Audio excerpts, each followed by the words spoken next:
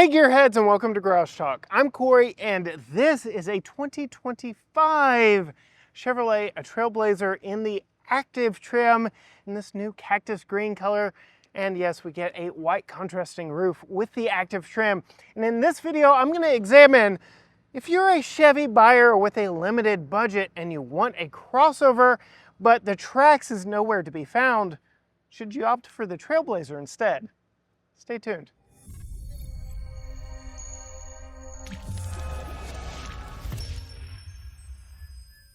First things first, I do want to say a huge thank you to Franklin and the team here at Peltier Chevrolet in Tyler, Texas for allowing me access to this vehicle for this review.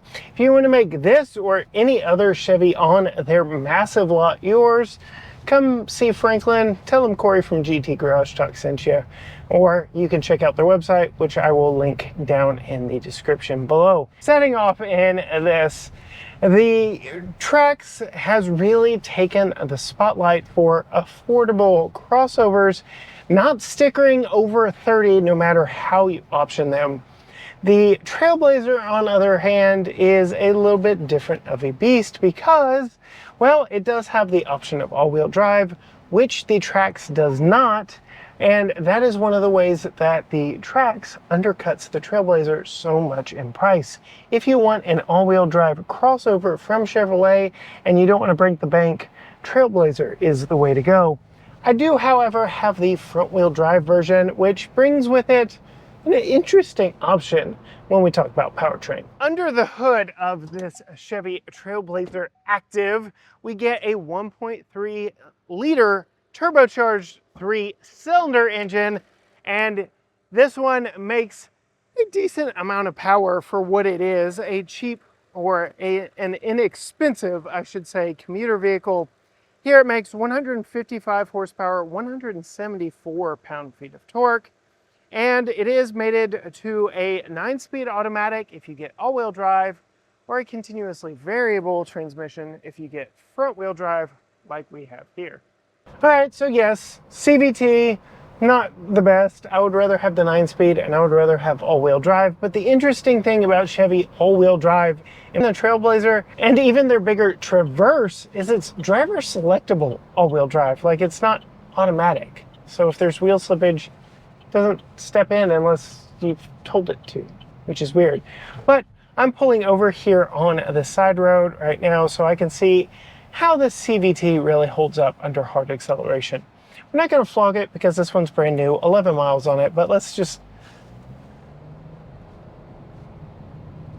This is casual acceleration. I am not flogging it, but it is decent acceleration. It's not the rubber bandy feeling that I see in a affordable Nissan CVT, for example. General Motors, for the most part, has done very good with their CVTs to limit how rubber bandy they feel. Yes, I would still prefer the 9-speed, but with front-wheel drive, CVT is your only option. And then going back to the power, again, I did not flog it. 12 miles on the odometer now. I don't want to rag this one out because it will be somebody soon.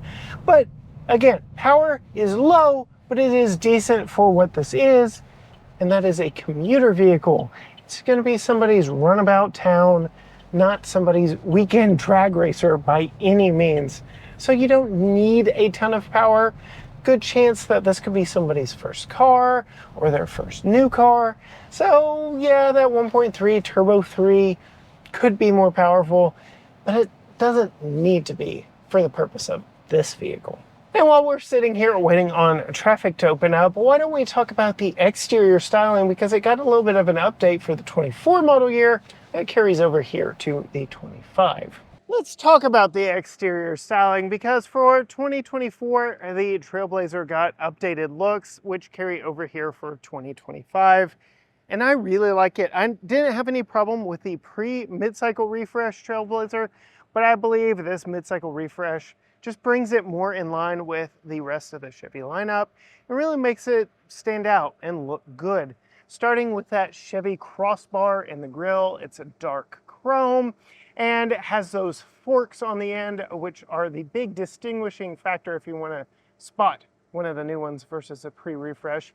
It's a rounder, softer, more Chevy Trax style front end, which makes it a little harder to pick apart from the Trax when looking at them in the front, but there are still some key differences. We do have LED running lights, turn signals, and headlights up front. The headlights are divorced from those running lights, a look that started with the 2014 Jeep Cherokee that a lot of people had issue with when it happened, but now not so much. It seems to be an industry trend. Down low, we get some more dark chrome trim that really helps set off this active model as one of the top trims. As we pull around to the side, we can appreciate the updated styling here, the unique paint combinations here with this cactus green and the white top. The dual tone is part of the active trim. With the RS, you get more sporty look. You can get a dark roof. We've already tested an RS here on the channel, but I really liked this combination of the cactus green and the white. Let me know down in the comments what you think of the contrast here. The active also gets some unique wheels. You can see they're black and machine faced, rather nice, wrapped in these Hankook wannabe all-terrain tires.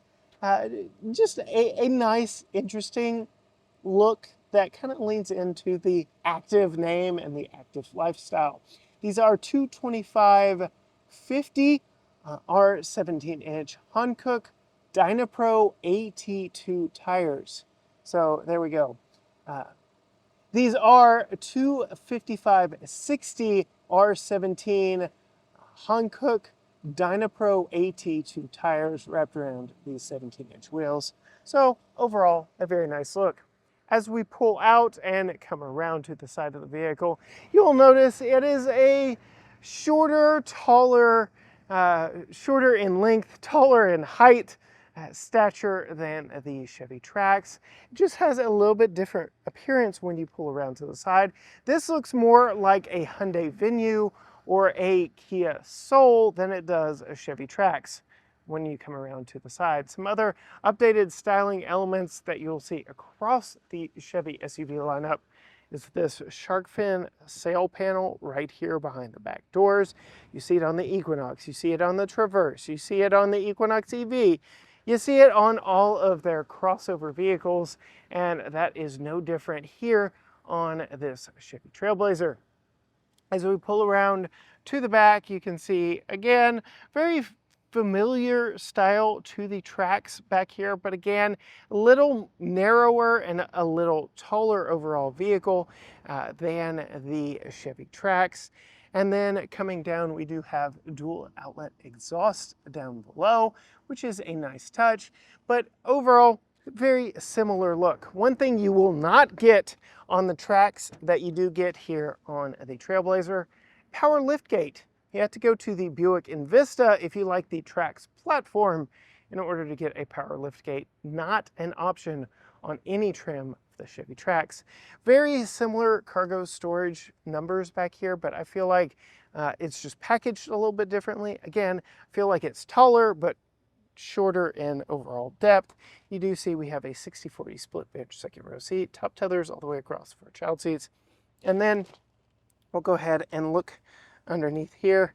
If I could get a good grip on the lifting and multi-position rear floor, so you can drop this down if you wanted a little bit more vertical height, but you can see we have a temporary spare and all of our tools for changing a flat. You can also kind of stick it, lock it in place, and if you wanted to, I guess you could flip it over to have this hard plastic cover exposed versus the carpeted side, but we'll go ahead. It's going to be a little difficult with all the stuff in it, but you can see we can drop it down here. And there is your height difference in the cargo storage arena. So you get a little bit more vertical space if you do it like this. I'm going to go ahead and pull all of my gear out just to show you what the other side of this looks like. So yes, pull that out, and we have this hard plastic cover that we can have. Again, more with that active lifestyle, so it's going to be easier to clean. nice touch. So good job, Chevy, thinking kind of outside the box here. A very inexpensive to manufacture, but nice for the end consumer, different option back here in the back. This is a power programmable height tailgate, and I'll show you that when we get inside to the driver's door. But I'm 5'10", you can see at its full height, plenty of room to open, get stuff in and out, no problems for me. And then press of a button closes it down in a pinch. So yes, very good looking exterior. I really like the cactus green and the white roof. The contrast, I love that color is coming back. Color options, it's not just all grays, blacks, and whites. I love color, and I love the contrast with the white roof. Kind of giving these cars personality and flair, which does still translate even here to the interior. Take you on a quick tour while we wait on traffic to clear. Before moving to the inside, I do want to show you the key. Typical Chevy key for the inexpensive side of their lineup. Not the Corvette style key that we see on a lot of their more premium vehicles, but it's got everything you want. Lock, unlock, remote start, hatch release, because again, we have that power hatch and a panic button. You can deploy a physical key if you'd like, but you don't need to. And we do not have passive entry, but we do have this active entry on the front two doors, not on the back doors. So if you want to lock and unlock, you push that button with the key in your pocket, your purse, wherever the case may be. But yeah, there you go. The active interior is very interesting and unique for the lineup. And we'll start here on the door. I really like the mixed use of materials. This is kind of a denim-like material with some yellow stitching, which is their color for active trims on both the Trailblazer and the Trax. So that's a really cool look. And then we get this bronze-like material up here. It is painted plastic, but it is nice. And then this carbon flash, it's a metallic black down here. So lots of different colors and materials here to go through on the door. We do have all your mirror and window controls, but only express up down for the driver. Here is that power programmable rear hatch. If you want to program the height, you turn it to 3/4, which I know is a little misleading, and then you push and hold it to set where you want it. You can set it to max to open all the way, or just turn it off altogether, but that is also how you can open it by pushing that button right there. We do have a powered driver's seat with two-way lumbar here. And speaking of driver seats, we get active stitched in the headrest, you get the yellow piping on it, and then you get more of that denim material with a two-tone look to the Evotex seat. These are not leather, they don't want to call them vinyl, so Evotex. I like them. It is a nice design. They are very visually interesting, but what about comfortability? So we'll get in. They're fine. They're a little on the narrow side, but they will do. Again, this is kind of a narrow vehicle. It is a small, inexpensive vehicle for the Chevy lineup.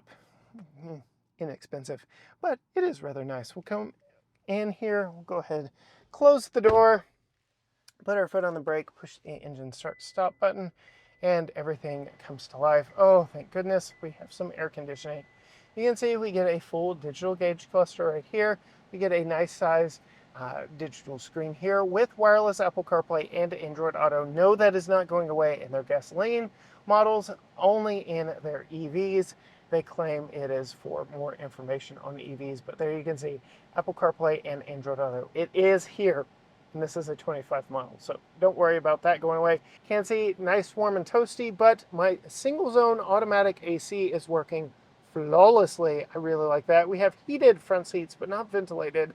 Again, you have to step up in the Chevy lineup to get ventilated seats. Moving down, we have a USB-C and a USB-A. Both of those interface with the screen and charger device, but you also have a wireless charger right there.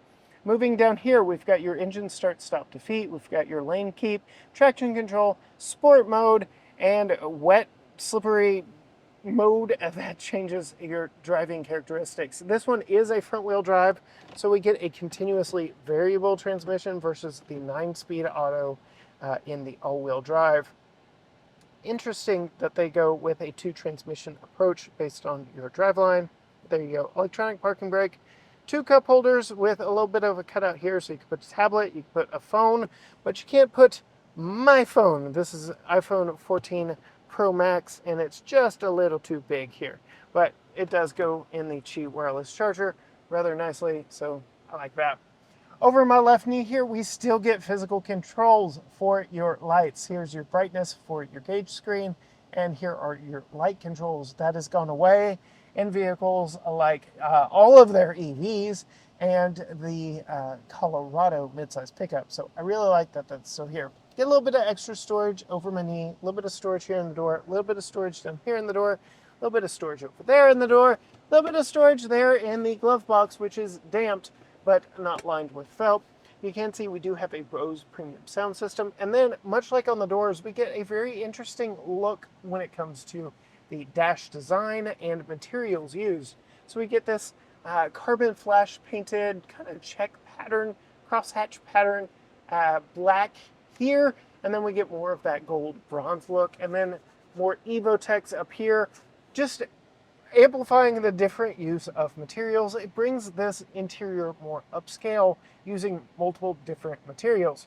You can see we do have a heated steering wheel. We've got all our cruise control, all of our controls, including volume and tuning on the back of the steering wheel for your entertainment. Really like that a lot. And then we do have a panoramic glass roof. You can see it opens up nice and wide. The panel that opens is nice and wide. And you have a dual stage power retractable roller shade that covers the entire roof. I'm going to close it all back down because, again, it is nice and warm. It is summer here in East Texas. Got to close the glass pane first, but then we'll go ahead and close the full thing. So that is very nice. You can see now me at 5'10". I've got the seat all the way down, but plenty of room in here for me. Now let's go ahead and pop out of the front seat and take a look at the back seat and what that looks like, getting into the back of the vehicle behind myself at 5'10". Before we do, I will note a little bit different use of materials back here. None of the painted gloss plastic or shiny plastic, so none of that gold bronze color back here. You just kind of get a rubberized black, and still, it's okay. It's nice. We still get dual tone seats back here, but no cloth. It's all Evotex. And we get kind of limited amounts of yellow stitching all the way around. I did mention while we were in the back, 60-40 split bench rear seat. A little disappointed that the 40% is behind the driver because we typically put Tucker's child safety seat over there. And that means that if we needed to fold the back down while his car seat's in, this is all the space we get. But go ahead. Pop in. It is a higher seating position. I feel like it's a little more coming across, so it's easier to climb in the back. And the first time I got in this platform, this back seat was miserable. I don't know what they've changed, but it is much better. It is not firm. It is not hard like a rock, but it is on the firmer side. But it is much more comfortable than the first time I got into this platform. It used to be bad. Bad no more. But yes, nice higher seating position. It is kind of a stadium style seat. I'll go ahead and see, where do I drop this down? But I'm sitting higher than I was up front. I'll figure out how to put that down in a moment. But we've got map pockets. I'll show you a trick here for that in just a moment. A little bit of storage in the doors as well. More power back here, including a household style plug, and then a storage shelf, sort of, right there. We also get a fold down center armrest with 2 cup holders, which is very nice. Coming to me, a decent headroom. There we go, decent headroom, but with the roller shade and all of that, less room. Again, I'm higher, and then the ceiling is lower. Then I wanted to show you the nifty tricks here to the front seat. There we go. There, that's better. But I did want to show you the nifty tricks to that front seat. Come around over here, and we will pull it forward just a bit so I can show you. This is the recline. It is also how you fold it completely flat so that you can also fold this down. And now, as we come to the back of the vehicle, look at how much room we have. They say you can store something like a 9-foot ladder all the way up to the front there. But if you had some really long items that you wanted to store, you can absolutely do that there. That is why the front seat does not get a map pocket on the back of the front passenger in the traditional sense. But you can see Now that I've got it laying down, we do have it still here, but that's what this hard black plastic part is for, as well as here. Those are going to be the touch points, kind of repositioning, restyling how the seat is. But yeah, I'm going to have to use 2 hands to get that seat back up, but let's go back to the driving. All right, getting back into traffic. See how it does in a real life scenario. It's fine. It's fine. Look, you're not buying this to race, you're buying this to commute. It does a great job on that. The ride in it is what you would expect from an affordable vehicle, but it doesn't feel cheap. Keep trying to avoid that word cheap because it doesn't feel cheap, and at north of $30,000, it really isn't in my brain cheap, but it is affordable by 2024 standards, this of course being one of the top trims. So that is a nice touch. When it comes to visibility here in this one, the taller actual height of it makes for a little bit bigger greenhouse, which makes for a little bit bigger visibility. But that shark fin pillar back there is a massive blind spot. So not the best when it comes to looking over your shoulder.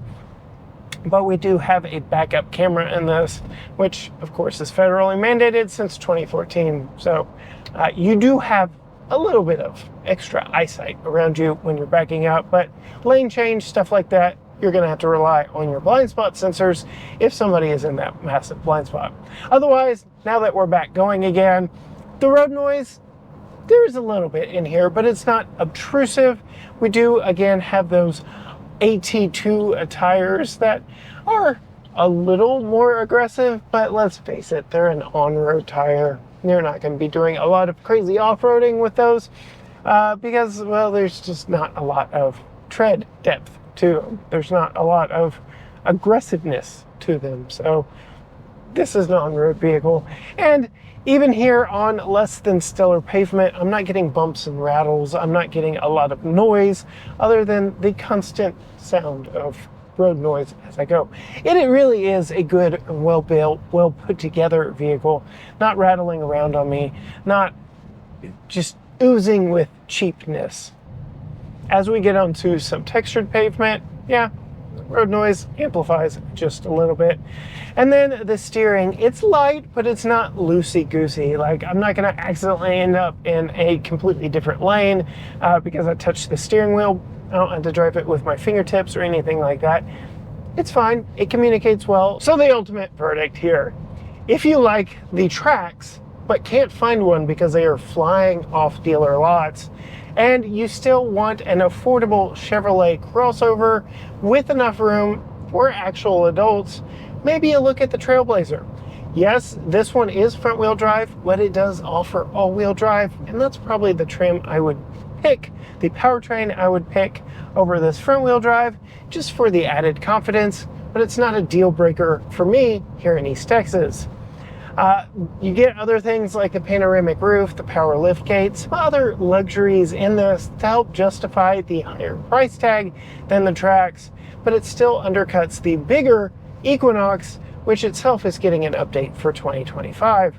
So all around, this is a very nice vehicle that I can very well see as a first vehicle for somebody. Would even fit my family quite well. Currently, with Tucker riding in a child seat, we don't need a big vehicle. This does a lot of things very well.